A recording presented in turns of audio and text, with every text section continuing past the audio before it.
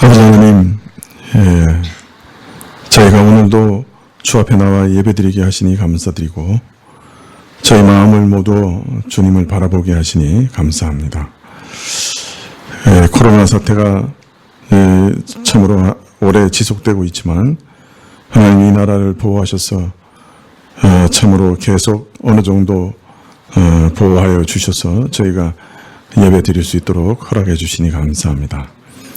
하나님께서 더 참으로 보호하여 주셔서 저희가 온전한 예배를 드릴 수 있도록 허락하시기를, 그리고 저희가 다시금 교제가 회복될 수 있도록 저희가 성도의 교제에 참 기쁨을 맛볼 수 있도록 주님께서 허락하시기를 간절히 기도드립니다. 아버지 하나님, 저희가 이 땅에서 살아가는 동안에 하나님이 누구신지, 그리고 하나님께서 원하시는 것이 무엇인지를 하나하나 알아가면서 저희 생각을 바꾸어 나갈 수 있도록 도와주시기를 원합니다. 저희는 한 번 들어온 생각을 잘 바꿀 줄 모르는 자들이온데 저희가 정말 겸손해져서 저희 생각보다 하나님의 생각이 더 높으시고 저희 생각보다 하나님의 생각이 더 오르시고 참으로 하나님만이 참 진리이신 것을 믿고 저희 생각들을 다 성경 말씀에 비추어 바꾸어 나갈 수 있도록 도와주시옵소서. 저희 신념도, 저희 믿음도, 저희 생각도, 저희 사상도 다 이 성경에 맞춰 바꾸어 나가게 하시고 무슨 일을 결정하든지 성경 말씀의 원리를 따라 자신을 처복종하며 선택하고 결정할 수 있도록 도와주시옵소서. 저희 마음이 그래서 항상 전쟁터와 같사오니 저희 생각을 늘 성령께서 말씀으로 이기시기를 원하고 주님, 그래서 저희의 마음까지도 순종하는 것이 온전해질 수 있도록 도와주시옵소서. 아버지 하나님, 저희 마음에 우리 자녀들을 향한 근심 걱정이 늘 끊이지 않습니다. 세상의 악한 영의 참 온갖 가르침과 이론과 사상을 참으로 배우고 가르치고 하는 것들이 많사옵고 참으로 그 가운데서 여러 악한 생각들을 받아들이게 될 것인데 저들에게 분별하는 영을 허락하여 주시옵소서. 하나님 말씀이 일찍부터 저들의 마음에 참으로 자리 잡게 해주시고 주님, 저들의 생각이 말씀과 다를 때 그 생각을 복종하는 법을 배워 알게 하시기를 간절히 구합니다. 하나님, 자행자제하지 않고 늘 하나님께 순복할 수 있는 은혜를 허락하여 주시옵소서. 상을 당한 가정들 위로하여 주시기를 원하고 저희 모든 병든 자들 하나님께서 함께 하셔서 치료해 주시기를 원하고 저희 산업을 지키시기를 구하고 또 저희가 가진 물질들을 하나님께 드릴 때 저희 전부로 여기시고 받으시기를 구할 때 예수님의 이름으로 기도합나이다. 아멘. 말씀은 베드로전서 1장 14절부터 15절까지 말씀입니다.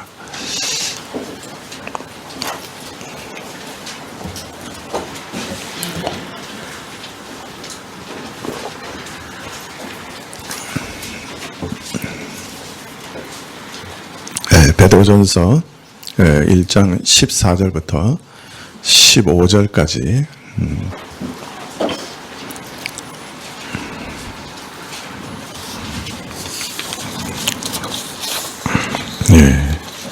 신약 377쪽인데요. 베드로전서 1장 14절부터 15절까지 제가 봉독해 드리겠습니다. 너희는 순종하는 자식처럼 이전 알지 못할 때 쫓던 너희 사욕을 본삼지 말고 오직 너희를 부르신 거룩한 자처럼 너희도 모든 행실에 거룩한 자가 되라.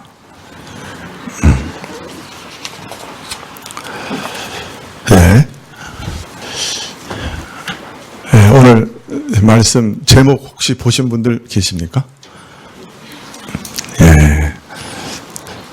요새 유튜브를 보다 보니까 이 자극적인 제목을 달아야 그 유튜브를 클릭하게 되더라고요. 네, 그래서 우리 교회도 지금 인터넷으로 설교를 들으시는 분들이 많아서 제가 유튜브 영향을 받아서 자극적인 제목을 달기를 시작했습니다. 여러분, 만일 모기에게 천국이 있다고 하면 어떤 곳일까요?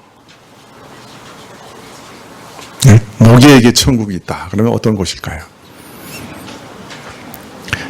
네, 일단 기온이 높아야 돼요. 그리고 습도도 높는 게 좋습니다. 또 모기 유충이 서식하기에 알맞는 냄새나는 저수지가 있으면 좋죠.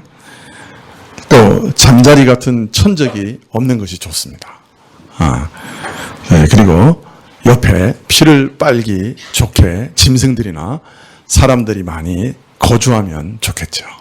네, 자, 그런데 역으로 이런 모기의 천국이 사람에게 천국이 될 수 있을까요? 어떨까요? 아니겠죠. 사람은 그 모기 그냥 세상에서 꼭 지옥 갔겠죠. 예. 여러분, 거꾸로 얘기하면 어떻게 되죠? 사람에게 아주 쾌적하고 살기 좋은 천국 같은 곳은 모기에게는 어떨까요? 예? 지옥이죠. 모기는 별로 안 좋아할 거예요. 예. 왜 이런 말을 하는가? 자, 여러분, 여기 매일 방탕하고 매일 쾌락을 추구하고 매일 악을 행하는 사람이 있어요. 자, 이 사람에게 하나님의 나라, 그 천국이 어떤 곳일까요? 과연 살기 좋은 곳일까요? 아니면 몹시 불편하고 지겨운 곳일까요? 한번 예를 들어 볼게요. 매일 음란한 동영상이나 아주 폭력적인 영화를 즐겨보는 분이 계세요. 퇴근하면 밤늦도록 그렇게 보시는 거예요. 자, 그런데 천국에 가면 그런 동영상이나 영화가 있을까요? 없을까요? 있을까요? 없을까요? 예, 없겠죠. 자, 그러면 이런 사람들은 천국이 즐겁고 재미있을까요? 재미없을까요? 재미없을 것 같죠? 매일 술로 지새우는 분이 계세요. 천국에 가면 그 좋아하는 소맥이 있을까요? 없을까요? 없을 거예요. 이분에게 천국이 좋을까요? 나쁠까요? 대답이 없어요. 네. 항상 하나님께 불순종하고 자기 멋대로 사는 사람이 있어요. 이분이 천국에 가면 좋을까요? 불편할까요? 모기처럼 늘 남을 공격하고 헐뜯으면서 남을 착취하고 괴롭히는 분들이 계세요. 그런데 이분이 사랑과 관용과 용납이 자비가 가득한 천국에 가면 어떨까요? 너무 낯설지 않을까요?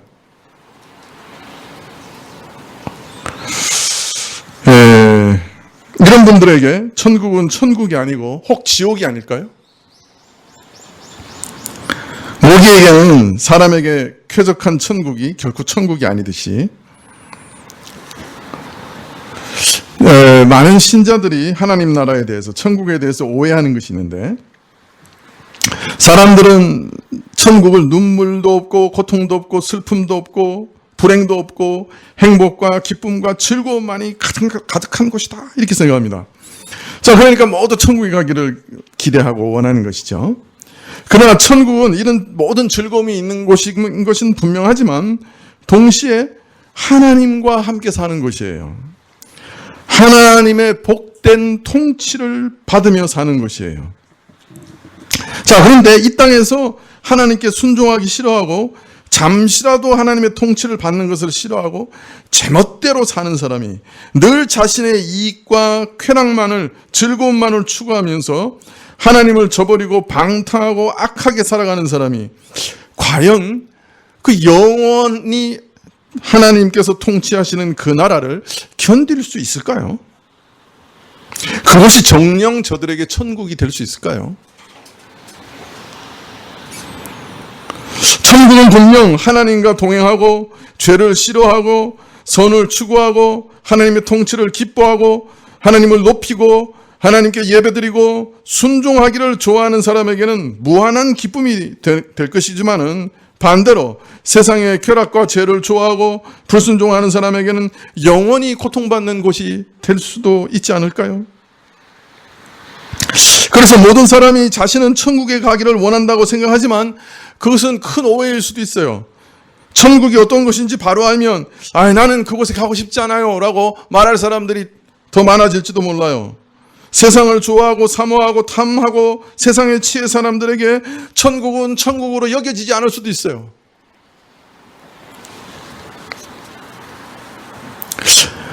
여기까지 설교하니까 벌써 근심이 되죠? 왜요? 우리가 그냥 그 천국을 온전히 좋아해요? 지금 가만히 생각해 보니까 하나님의 그 통치를 온전히 사모하고 좋아해요? 아니면 내 멋대로 막 살기를 원하는 거예요? 어느 쪽이에요? 두 마음 다 있죠, 뭐. 어느 때는 그죠? 예배드리고 막 은혜를 받을 때는 막 하나님께 순종하기를 원하고 하나님 위해 살기를 원하다가도 어느 순간에 막 세상 쾌락도 막 맛보고 또 돈 욕심도 생기고 막 이러면 그냥 어느 순간에 그냥 하나님 저기 잠잠히 계시라고 난 내 맘대로 살겠다고 그러는 게 있죠. 선을 사모하고 하나님께 예배드리고 기뻐하는 마음이 있지만 세상을 구하는 그런 마음도 여전히 있어요. 그럼 난 어떻게 천국에 가지? 염려하지 마세요. 제가 비밀을 알려드릴게요. 우리가 두 마음 품고 살지만 성도들이 죽는 순간에 혹 예수님이 재림하셔서 우리가 하늘에서 주님을 영접하는 그 순간에 우리 성화가 완성되는 그 순간에 우리 마음과 감각과 기호가 천국에 적합한 사람으로 홀연히 변화하게 돼요. 믿으십니까? 네, 홀연히 변하게 돼요. 우리가 지금 가지고 있는 이 부정적인 것들, 악한 것들, 옛사람의 그 모든 성벽들이 완전히 사라지게 될 거예요. 지금은 내가 너무너무 그 세상 것 좋아하지만, 세상의 쾌락을 사랑하지만, 이기심과 방탕과 악에 기울어져 있는 부분이 여전히 남아있지만, 그러나 사실은 걱정하지 않으셔도 돼요. 네. 그날에는 홀연히 변화돼서 선을 온전히 좋아하고 더러운 세상을 몹시 혐오하게 될 거예요. 혹시 이 세상에서 모기 같은 성품을 가지고 살더라도 그런 부분이 좀 있더라도 그날에 가면 호련하게 천국 시민으로 합당한 마음으로 그걸 좋아하면서 살아가게 될 거예요. 그러니까 너무 염려하지는 마세요. 다시는 뒤돌아보지 않을 거예요. 예. 그날이 빨리 오면 좋겠어요. 두 마음 품지 않고 살 수 있는 그 땅. 예. 천국을 천국으로 마음껏 누릴 수 있도록 우리 기호와 성벽이 다 변화될 거예요. 믿으세요. 지금하고는 다른 마음으로 천국에서 살게 될 거예요. 자, 그런데 하나님께서는 그날만 아니고 이 땅에 살아가는 동안에도 천국 백성이 천국을 맛보면서 살아가기를 원하세요. 사실은 그날 가서 겨우 천국을 맛보는 게 아니고 오늘 이 땅에서도 천국을 맛보면서 살기를 원하세요. 그래서 어떻게 하셨느냐? 이 땅에서 천국을 맛볼 수 있도록 성령을 주시는 거예요. 성령께서는 우리에게 천국을 맛볼 수 있도록 역사하세요. 먼저 우리의 기호를 바꿔주세요. 천국의 것을 더 사모하도록 기호를, 우리 성벽을 자꾸 바꿔주시는 거예요. 그리고 천국을 우리에게 비춰주세요. 천국의 맛을 우리에게 보게 하세요. 세 사람의 기호와 성벽을 성령은 선물로 주십니다. 그래서 이 땅에서도 천국의 빛을 보게 하시고 맛을 보게 하시고 경험하게 하시는 거예요. 물론 아직 신자들 안에는 옛사람의 기호와 성벽이 많이 남아있어서 새 사람의 것을 방해하지만 성령께서는 여러 가지 시험과 시련 가운데서 우리 옛사람을 죽여가시고 우리를 천국에 적합한 사람들로 변화시켜 가시는 거예요. 그래서 하나님께서는 성도들을 천국의 맛에 이 땅에서도 익숙하게 하시는 거예요. 천국의 그 평안, 그 기쁨, 그 즐거움, 하나님과 함께 있을 때의 그 즐거움, 죄를 다 버렸을 때 그 하늘에서 내려오는 무한한 평강, 아주 그림자 같은 것들이지만 그런 것들에 아주 익숙한 사람들이 되게 만들어 가시는 거예요. 천국에 합당한 인격으로 만들어 가시는 거예요. 빚어가시는 거예요. 자, 그래서요, 어떤 면에서는 미래의 천국에 들어갈 사람은 그 사람이 누구인지 현재의 모습과 삶에서도 어느 정도 판명할 수가 있어요. 아, 저 사람이 정말 천국 시민이구나 하는 것을 우리 눈으로도 볼 수 있는 거예요. 자기도 알 수 있는 거예요.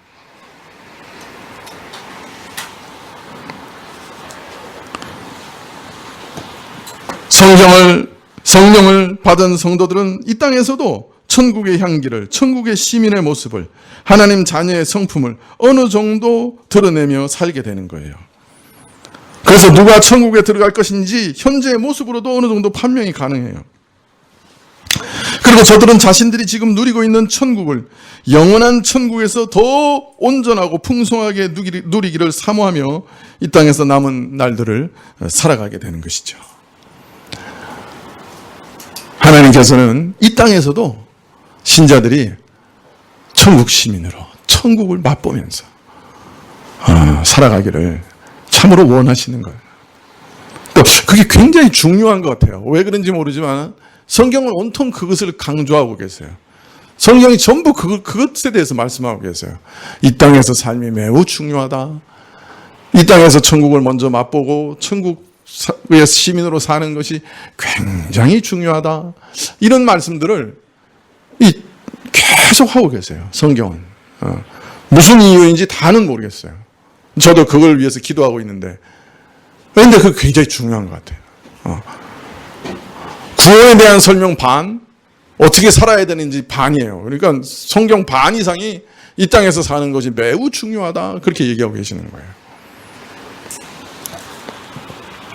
자, 베드로 사도는 지금까지 성도들이 누구인가? 앞으로 가게 될 천국은 어떤 곳인가? 천국을 기업으로 얻은 성도들은 그런데 왜 각양각색의 시험과 시련을 경험해야 하는가? 그러나 이 구원은 얼마나 우리에게 주어진 이 구원은 얼마나 확실한 증거를 가진 것인가? 얼마나 귀중한 것인가? 이런 것을 말씀하신 후에 1장 13절부터 그러므로 이 복음을 받은 자 우리는 이 영원한 천국을 기대하고 소망하는 우리는 이 땅에서 어떻게 살아가야 하는가 하는 것을 몇 가지 명령으로 그 근본 원리와 방향을 말씀해 주고 계십니다. 자, 그런데 그 근본 원리는 바로 성도가 이 땅에서 천국을 어떤 방식으로 누리는가 하는 그 원리를 말씀하시는 거예요. 성도는 천국을 이 땅에서 어떤 모습으로 경험하는가? 성도가 이 땅에서 누리는 천국의 본질이 뭔가? 그것을 사실은 명령의 형식으로 말씀하고 계시는 거예요. 이것을 유념하면 이후의 말씀을 이해하는데 도움이 되실 거예요. 많은 도움이 되실 거예요. 베드로 사도는 이 땅에서 사는 우리들에게 가장 먼저 앞으로 예수님께서 재림하실 그가 가져오실 천국의 은혜를 바라고 소망하라고 명령하십니다. 우리가 천국을 얻게 될 건데 그 천국을 소망하면서 가는 사람과 그것을 등한히 여기고 가는 사람과의 삶은 너무나 차이가 나기 때문에 하나님께서 그 재림 때 가져올 천국을 사모하라. 이것이 우리 이 땅에서 살아가는 인생의 제일 중요한 일이다. 이렇게 우리에게 가르치고 계시는 것이죠. 앞에서 우리에게 주어질 기업은 썩지 아니하고 더럽지 않고 쇠하지 아니하는 기업이라 그렇게 말씀하시는데 바로 이 소중한 기업을 사모하고 소망하라 이렇게 명령하시죠. 근데 소망하되 생각을 단단히 조여서 이런저런 엉뚱한 곳에 끌려가지 않도록 하며 정신을 차려 세상 유혹에 취하여 흐리멍텅한 그런 상태가 되지 않도록 하라고 명령하십니다. 우리 생각과 사상, 사고, 지식 이런 것에 얼마나 많은 방해가 있는지 몰라요. 천국을 사모하러 가는 자들에게 얼마나 엉뚱한 생각들을 많이 집어넣는지 몰라요. 그것 허리를 동이고 생각의 허리를 동이고 잘 이기고 나가라. 그리고 이 세상의 쾌락에 취해서 흐리멍텅하게 그냥 시간을 보내지 말라 그래. 아주 이 귀중한 시간을 보내지 말라 그래. 재림을 기대하는 마음으로 그걸 꼭 붙잡고 살아가라. 그렇게 말씀합니다. 그리고 바로 이어서 천국을 사모하는 자가 이와 같이 영적으로 긴장하고 정신을 차려서 힘쓸 일에 대해서 말씀하시기를 오늘 두 가지에 대해서 말씀하십니다. 14절에 너희가 순종하는 자식처럼 전에 알지 못할 때 따르던 너희 사욕을 본받지 말고 오직 너희를 부르신 거룩한 이처럼 너희도 모든 행실에 거룩한 자가 되라. 정신을 차리고 허리를 동이고 마음의 허리를 동이고 뭐에 힘써야 되느냐?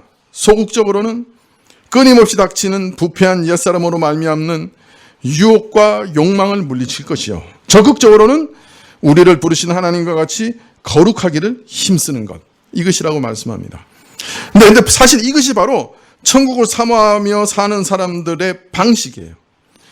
장차 올 천국을 미리 맛보는 일이에요.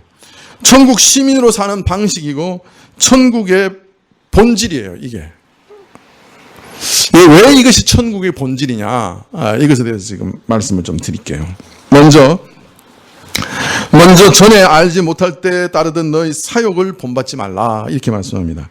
조금 정확히 번역하면 이전에 알지 못한 채로 정욕을 따라 행하던 방식대로 따라 행하지 말라. 정욕을 따라 행하는 틀, 정욕을 따라 행하던 방식대로 따라 행하지 말라, 그렇게 말합니다.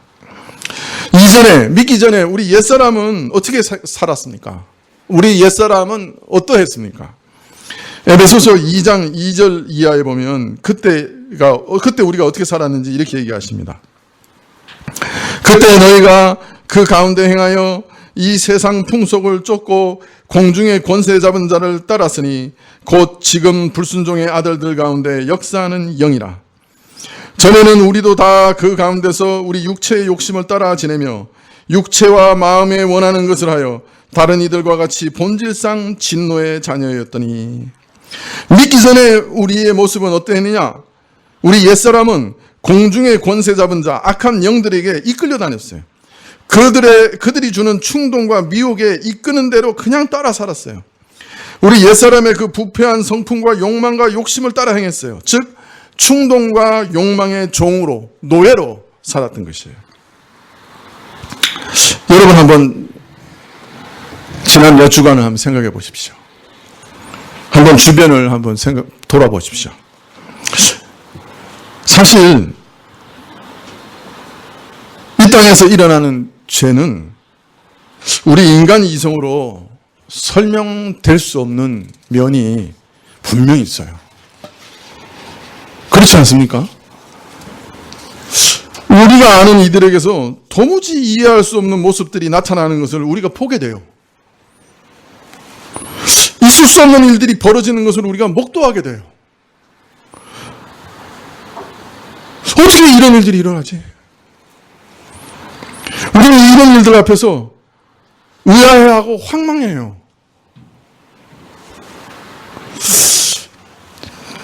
참 우리 이성에 비친 우리 인생이란 얼마나 모순덩어리인지요.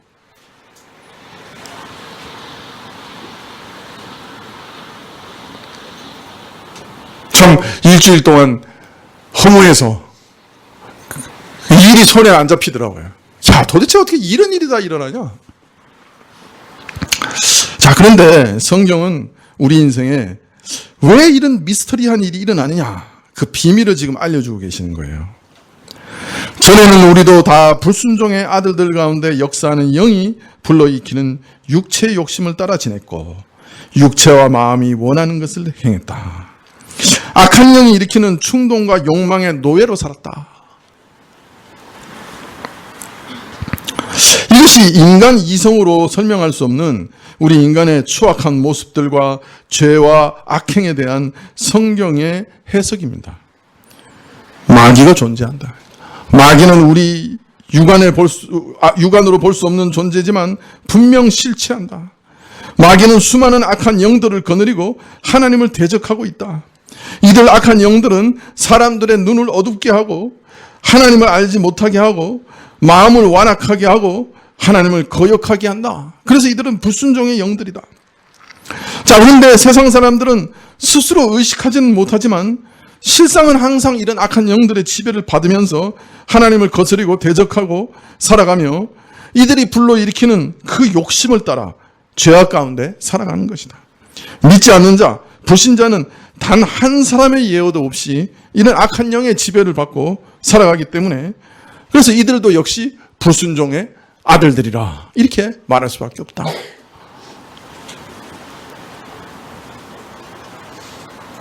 이게 우리 이성으로 설명할 수 없는 이 땅의 악과 죄에 대한 성경의 설명이에요.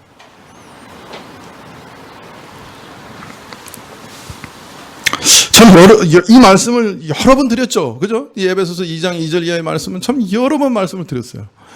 근데 최근에 이 말씀을 저는 더 실감하게 되는 거예요. 지난 몇 주간 동안 야, 내가 그 말씀을 정말로는 실감 못하고 있었나 보다. 그런데 지금 보니까 진짜 그러네. 그런 생각이 드는 거예요. 성경 말씀이 맞네. 네? 세상 사람들은 충동과 욕망의 노예구나. 아무리 그 이상이 고상하고 그 인격이 고매한 사람이라도 또 그렇게 널리 알려진 사람이라고 해도 예외는 아니구나. 역사와 현실 사회가 성경 말씀이 진실하고 옳다는 것을 증거하고 있구나. 자기가 자기 마음을 컨트롤할 수 있는 능력이 없구나. 그걸 실감하게 돼요.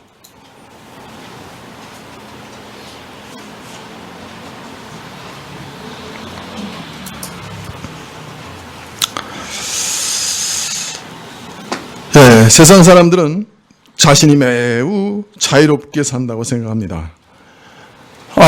충동과 욕심의 노예라고 얘기하면 막 발끈할 거예요. 그죠? 그래서 세상 사람들에게 당신 죄인입니다. 그러면 아주 싫어하고 발끈하잖아요. 그죠? 근데 실상은 악한 영에 휘둘려서 저들이 주는 충동을 따라 삽니다. 신자는 감사하게도 이 굴레에서 벗어났어요. 더 이상 이제 악한 영의 포로가 아니에요. 자, 그런데 정말로 이 법적으로도 벗어났고 능력적으로도 벗어났어요. 이제 그 충동이 올 때 능히 이길 수 있는 힘이 우리에게 있어요. 자, 그런데 문제는 이 굴레에서 해방된 신자에게도 여전히 어려운 문제가 남아있다는 거예요. 그건 바로 신자에게 남아있는 습관입니다. 신자에게는 이전에 정욕을 따라 살던 방식이 몸에 배어 있는 게 있어요. 남아있어요. 이 신자에게는 여전히 옛사람의 부패한 욕망과 욕심, 정욕과 생각을 따라 살던 습관이, 형식이, 틀이, 그 방식이 남아있는 거예요. 그래서 어떤 때는 나도 모르게 저절로 그 방식대로 행해요. 옛날 습관대로 행하는 거예요. 그래서 믿은 후에도 종종 그렇게 사는 거예요. 그래서 믿는 사람들한테도 깜짝 놀랄 만한 일이 일어나죠. 어떻게 이런 일이 일어나는가. 깜짝 놀라는 일이 일어날 수 있어요. 이것이 우리 신자들에게 남아있는 문제예요. 우리는 분명히 완전히 새 사람이 됐어요. 우리 안에 새 생명을 얻었어요. 그런데 옛사람으로 살던 틀이, 방식이, 습관이 우리에게 남아있어요. 베드로는 오늘 우리에게 이르기를 먼저 소극적으로는 이 욕망의 틀을 따라가지 말라 그러는 거예요. 습관화되어 있는 이 욕망의 틀에서 벗어나라. 거기 맞춰 살지 말라 그래요. 거기 너를 내주지 말라 그래요. 우리 사람은 누구나 어떤 욕망이 있어요. 근데 욕망 자체가 나쁜 거 아니에요. 불교하고 기독교의 근본적인 차이는 뭐냐면, 불교는 이 욕망을 가만히 보니까 욕망이 나중에 인간을 정말 불행하게 만들 거단 말이에요. 그래서 욕망 자체에서 벗어나라고 그런 거예요. 그 욕망 자체에서 벗어나니까 자아를 완전히 죽여버려야 돼. 자살이에요. 일종의 자살. 욕망 자체를 완전히 죽여버리라는. 근데 기독교는 욕망 자체를 부인한 적이 없어요. 욕망은 하나님이 주신 선한 거예요. 식욕 없으면 우리 죽어요. 그죠? 성욕도 필요해요. 사랑을 받고자 하는 욕망 필요해요. 인정받고자 하는 욕구 필요해요. 그것으로 인해서 우리가 사회를 구성해서 사는 거예요. 그 욕망 자체가 잘못됐다고 말하지 않아요. 그건 잘 이해하셔야 돼요. 그래서 결혼, 일, 안식, 이것이 우리가 죄를 범하기 이전에 주신 하나님의 선물이에요. 좋은 거예요. 자, 그런데 문제는 이 욕망에 우리가 노예되면 그때부터 문제가 생기는 거예요. 우리는 음식이든지 돈이든지 쾌락이든지 명예든지 처음에는 내가 통제력을 갖고 그것을 즐길 수 있다고 생각해요. 그러나 그것이 어느덧 나를 사로잡아요. 나는 통제력을 상실하고 결국 그 욕망의 종이 되고 말아요. 처음에 술 한두 잔 먹는 거 그거 별로 문제 안 되죠. 술 취하지 말라 그러지 술 마시지 말라는 얘기는 없어요. 성경에. 그죠? 그래야 안 그래요? 왜 동의를 안 하시지? 우리 한국 교회는 하도 술하고 담배로 망하는 집을 많이 봐서 교회에서 아예 금지시킨 거예요. 잘한 거죠, 뭐. 연약하다고 생각하고 아예 금지시킨 거예요. 그러나 서구 기독교는 술을 완전히 그렇게 딱 금지시키는 건 아니에요. 술 취하지 말라고 그런 거지. 근데 문제는 우리가 술을 먹기 시작하면 처음에는 내가 술을 먹지만 그 다음에는 누가 나를 먹어요? 왜? 술이 나를 먹어요. 술이 술을 먹고 술이 나를 먹고 그렇게 되는 거예요. 술이 나를 지배하게 되는 거예요. 그뿐만 아니에요. 모든 욕망이 나는 자유롭게 그 욕망을 통제할 수 있다고 생각하지만 그리고 그 욕구 자체로는 하나님이 주시는 좋은 선물이지만 그러나 내가 이 욕구들을 지배하는 것이 아니라 욕구들이 나를 지배하게 되면 결국은 돈을 사랑하게 되고 욕구가 탐심과 탐욕이 되고 허세와 체면에 매이게 되고 극단의 이기주의, 한탕주의, 조급증, 방탕함, 업적주의 이런 것에 사로잡히게 돼요. 그리고 이것이 습관화되고 삶의 틀이 되어서 무의식적으로도 그 방식을 따라 살아요. 육상 선수가 트랙을 따라가듯이 기차가 그 선로를 따라가듯이 그 정력을 따라 행하는 거예요. 그래서 신자는 소극적으로는 먼저 이 트랙에서 이탈해야 돼요. 트랙을 쫓아가면 죄와 사망에 이르러요. 멸망과 심판이라는 종착역에 이르게 되어 있는 거예요. 그래서 베드로 사도는 권면합니다. 믿기 전에 아무것도 알지 못하면서 이것저것을 바라고 원하였던 것들, 그 부끄러운 욕망과 욕심, 아니면 너희가 바랬다고 이루고자 했던 이상과 포부까지도 그런 것들에 매이지 마라. 그럴 것에 종노릇하지 마라. 동화되지 마라. 그것에 맞추어 살지 말고 그 틀에서 이탈해라. 그렇게 말씀하시는 거예요. 그래서 우리는 그래요. 소망이 있잖아요. 아니, 자식 잘 되기를 소망 안 하는 부모 있어요? 그 잘못된 소망이요? 훌륭한 이상이지. 아니에요? 근데 그것이 나를 지배하게는 만들면 안 돼요. 그거 이상하죠? 참 좋은 소망이에요. 그러나 그것이 지배하게 만들면 안 돼요. 하나님이 지배하게 하셔야 돼요.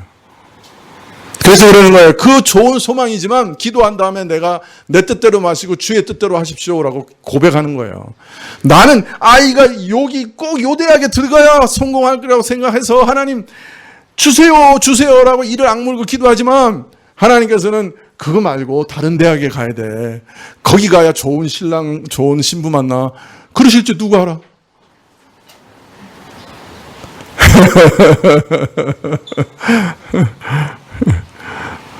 우리는 우리 앞날을 몰라요. 진짜 좋은 게 몰라요. 나는 세상에서 막 성공하고 막 높아지고 바빠지고 막 권세를 움켜잡고 그걸 막 원하는데 하나님께서는 야, 너 그거 아니야. 아내하고 즐겁게 잘 사는 게 최고의 복이야. 그러실 수도 있어요. 우리 생각하고 하나님 생각하고 달라요. 그래서 우리가 가진 최고의 소망과 포부라도 그 틀에 매여 살면 안 돼요.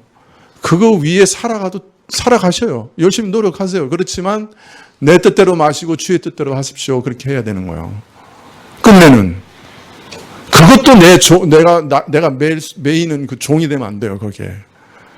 소망과 포부 없이 사는 건 그것도 잘못된 거예요, 어떤 면에서. 계획 없이 사는 거, 그것도 잘못된 거예요. 하나님 그렇게 살게 우리 틀을 만드신 거예요. 그런데 그것이 나를 지배하는 순간 잘못된단 말이에요. 하나님이 나를 지배하셔야 된다. 이해되시죠? 우리 옛사람은 세상의 것에 욕심, 탐심 이런 것에 지배하고 아무리 좋아도 포부 이상에 지배돼요. 그런데 하나님은 그 어떤 것도 너희를 지배하지 못하게 하라고 말씀하고 계시는 거예요. 자, 어째서 이전에 알지 못한 채로 정욕을 따라 행하던 틀을 따라 행하면 안 되느냐? 그것은 너희가 순종의 자식이기 때문이다. 그렇게 말합니다. 오늘 말씀에 14절에 너희가 순종하는 자식처럼 이전 알지 못한 때 쫓던 너희 사욕을 본받지 말고 그랬잖아요.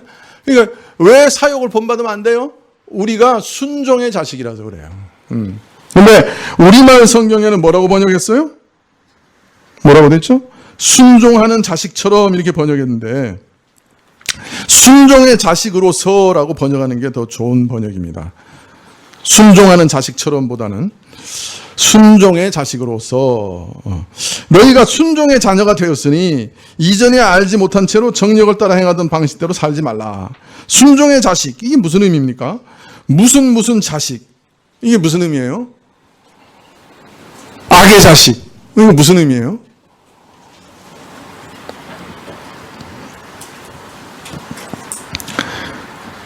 무엇의 자식이라는 표현은 어떤 인물의 자질을 나타낼 뿐 아니라 그 인물의 본질적인 속성 또는 역할까지 말하는 것이죠.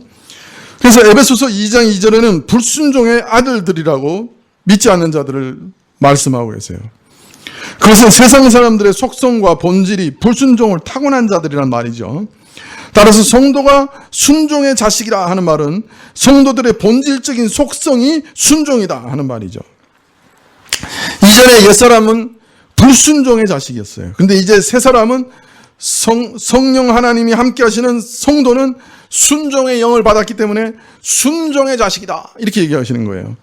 아직 내 안에 옛사람의 습관, 방식, 틀이 여전히 남아있다 할지라도 본질은 순종의 자식이에요. 이미 새사람이에요. 이런 측면에서 신자로 산다고 하는 말은 뭘 말하느냐? 하나님 백성으로 산다는 것은 무엇을 뜻하느냐? 천국 시민의 가장 놀라운 특징이 뭐냐? 순종의 자식이라는 거예요. 하나님 나라의 본질이 뭐라고 예전에 말씀드렸죠? 하나님 나라는 어떤 나라? 나라에는 주로 뭐가 중요한 특징이죠? 첫 번째, 누가 통치하느냐? 어느 지역을 통치하느냐? 누가 그 백성이냐? 이게 요소잖아요. 나라에. 맞아요? 네.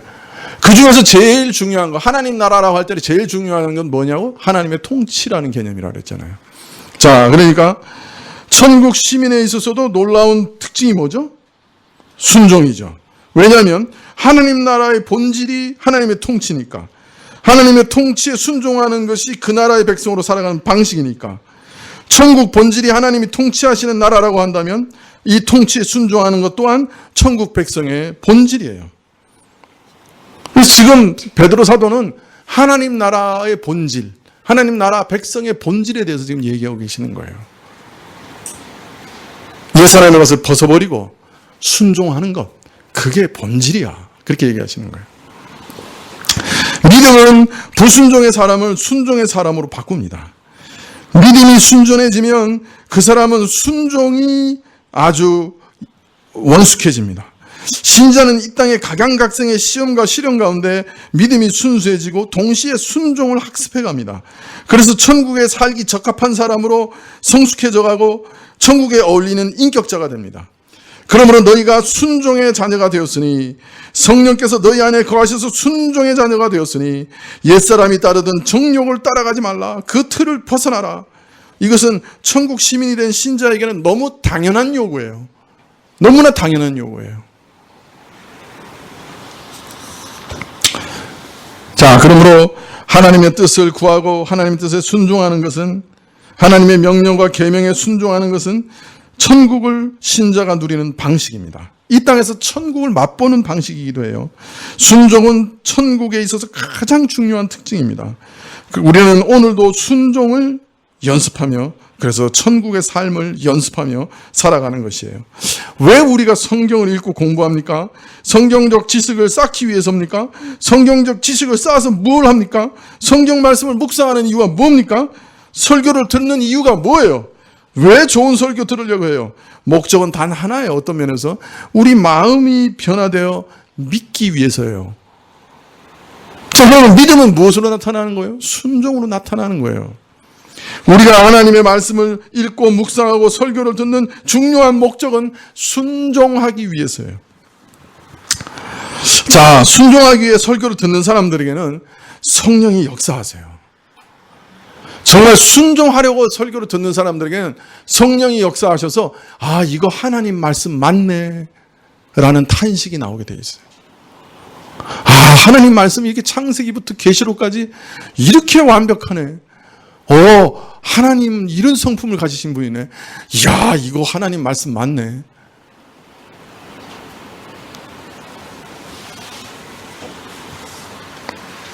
순종하려고 하면 성령께서 깨닫는 마음을 주시고 영혼을 열어주시고 어떻게 살아야 되는지 길을 비춰주시고 우리 마음에 하나님 말씀을 새겨주세요. 순종하려 하기 때문에 성령께서 깨닫게 하시는 거예요. 자, 그런데 순종할 마음이 없으면 귀가 닫아져요. 탁 닫혀요. 순종하려 하지 않는 자에게는 하나님이 계시가 닫혀버려요.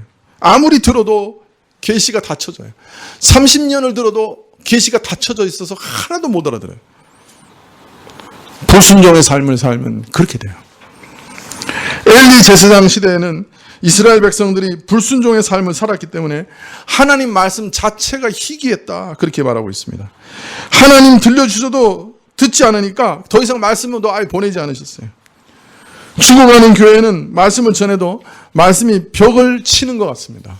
사람들 안에서 말씀이 팅팅 튕겨 나오는 것이 느껴져요, 설교자가. 그런데 이상해요. 말씀을 순종하고 말씀에 생명을 걸겠다는 사람들이 모여 있으면 설교자에게 말씀이 폭포처럼 쏟아져요. 주의 종을 통해서 말씀이 막 흘러가요. 그 신기해요. 그래서 설교할 때 느껴요. 여러분은 어떠실지 모르겠지만 이 설교자가 느껴져요. 아, 오늘 말씀이 막 튕겨 나오는구나. 오늘 한두 사람 위해서 이 설교하고 있구나. 또 어떤 때는 이 성도들이 지금 집중해서 말씀을 잘 듣고 지금 순종하려고 하고 있구나. 그게 설교자가 느껴진다니까요. 설교자도 느껴지는데 하나님 모르시겠어요? 자, 그래도 불행하게도 이런 일들이 많지 않아요. 어떤 목사님이 이렇게 말씀하시는 걸 들은 적이 있어요. 옛말에 목사가 변하면 교회와 성도들이 변한다는 말이 있지. 근데 요새는 목사가 변하면 어떻게 되는지 알아? 교인들이 교회를 떠나. 왜냐하면 요새 교인들은 자신들이 듣고 싶은 말만 들으니까 참된 말씀이 전해지면 부담스러워서 다 떠나.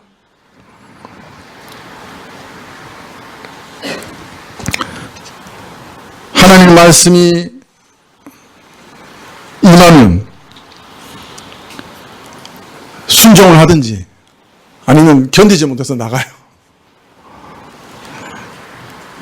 순종하지 않으면 말씀이 막혀버려요. 교회로 말씀이 임하지 않아요. 그래서 중요한 게 뭐냐면 기도예요. 우리가 원래 불순종의 성벽이 남아있어요. 우리 안에 그런 그 옛사람의 그 고집이 남아있다고요. 그래서 우리가 기도가 필요해요. 사실 순종이 참 어렵습니다. 우리 안에 있는 옛사람의 틀은 그 순종을 크게 방해합니다. 하나님 말씀 듣기 싫어하고 길을 막으려고 합니다. 그래서 기도해야 돼요. 순종할 수 있게 해달라고 기도해야 돼요. 하나님, 내 마음을 좀 바꿔주세요. 불순종의 틀을 좀 벗어나게 해주세요. 순종의 영을 좀 더해주세요. 제가 모기의 성벽이 아니라 사람의 성벽을 갖게 해주세요. 그렇게 기도해야 되는 거예요. 모기는 절대로 성벽이 안 바뀌죠. 사람 피 빨아먹어야 사는 거예요. 남을 짓밟아야 사는 거예요. 바뀌어야 돼요, 내 성벽이. 내 습관과 생각과 기호가 바뀌어야 돼요. 그거 어떻게 해? 내가 바꿀 수 없으면 기도하는 수밖에 없잖아요. 가슴을 두드리면서 기도해야죠. 순종의 영을 달라고 기도해야죠. 여러분, 근데 순종이 정말 쉽지 않은 것이, 아담은 아무 죄 없는 무흠한 상태였는데도 유혹을 받아 불순종했어요. 예수님은 겟세마네 동산에서 하나님께 순종하기 위해서 땀이 피처럼 변하도록 간절하게 기도하셨어요. 기도하셔서 순종을 배우셨어요. 히브리서에 그렇게 말씀했어요. 그러니 죄 많고 불순종의 성벽이 가득한 우리가 순종하는 것은 기적이죠. 어떤 면에서. 그걸 달라고 해야 돼요. 기도해야 돼요. 그걸 얼마나 많이 기도해야 되겠어요. 우리의 기도 중에 제일 많은 것이 회개고, 그 다음에 이 순종하게 해달라고 기도해야 되는 거예요. 정말 많이 기도해야 돼요. 이거 회개라는 것도 불순종하는 것에서 돌이켜서 이제 순종하겠다는 거 아니에요. 그죠? 그러니까 정말 기도 많이 해야 돼요. 여러분, 말씀을 듣고 묵상하고 기도하는 가장 중요한 목적 중에 하나는 순종을 배우는 거예요. 근데요, 순종하면 하나님이 우리 앞길을 인도하세요. 정말 인도하세요. 죽을 길인 것 같아도 하나님 살 길을 여세요. 그걸 정말 이렇게 경험하시면 놀랄 거예요. 아, 내가 이거 순종하면 이거 정말 죽는데, 이렇게 생각했는데 순종해서 가보니까 거기가 천국이에요. 형통함을 주세요. 평안과 기쁨을 가져다 주세요. 이 땅에서도 정말 복을 가져다 주세요. 순종하는 자가 복을 받아요. 망할 것 같은데 안 망해요. 뿐만 아니라 그 나라에서도 영원한 상과 은혜를 가져와요. 무엇보다 하나님의 칭찬을 받아요. 착하고 충성된 종이라, 그런 칭찬을 받게 될 거예요. 여러분, 오늘부터 천국의 삶을 연습해 보지 않으시겠어요? 하나님의 뜻을 하나하나 순종해가는 연습, 천국에 적합한 인격으로 변화가는 연습 하시기를 바랍니다. 아주 작은 일 하나하나에도 이것이 하나님 뜻은 무엇일까 깊이 기도하면서 하나님 뜻을 발견하고 하나하나 날마다 쉬지 않고 순종하는 여러분이 되시기를 기도합니다. 예, 그래서 여러분 자신이 천국 백성이다 하는 것을 자신 스스로 확신할 수 있기를, 뚜렷이 확신할 수 있기를, 이 땅에서도 이미 내가 천국 백성이다 하는 것을 뚜렷이 확신할 수 있기를 기도합니다. 이 일에 하나님의 특별한 도우심을 축원합니다. 기도하시겠습니다.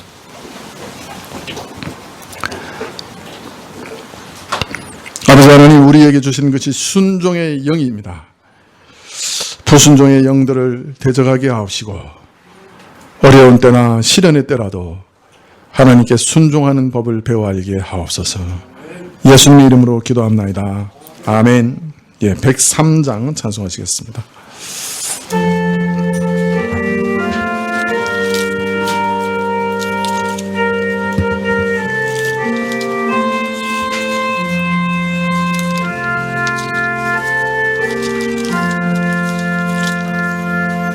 참 목자 우리 주, 사랑과 진리로 이끄시니 승리한 우리 주, 그 이름 기리며 성도들 모여서 찬양하라.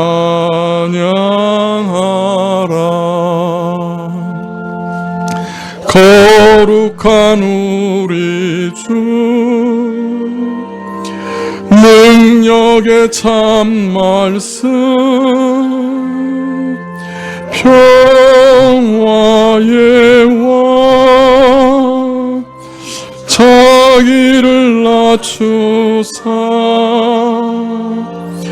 우리를 죄에서 구하여 주시고 살리신다. 우리의 인도자 목자가 되시니 참 구주라. 예수는 참 구주. 그 말씀 가지고 우리를 이끄사 힘 주신다. 이제와 영원히 즐거운 노래로 주를 찬양. 주님의 온 교회 거룩한 우리들 우리 왕 예수를 찬양하라.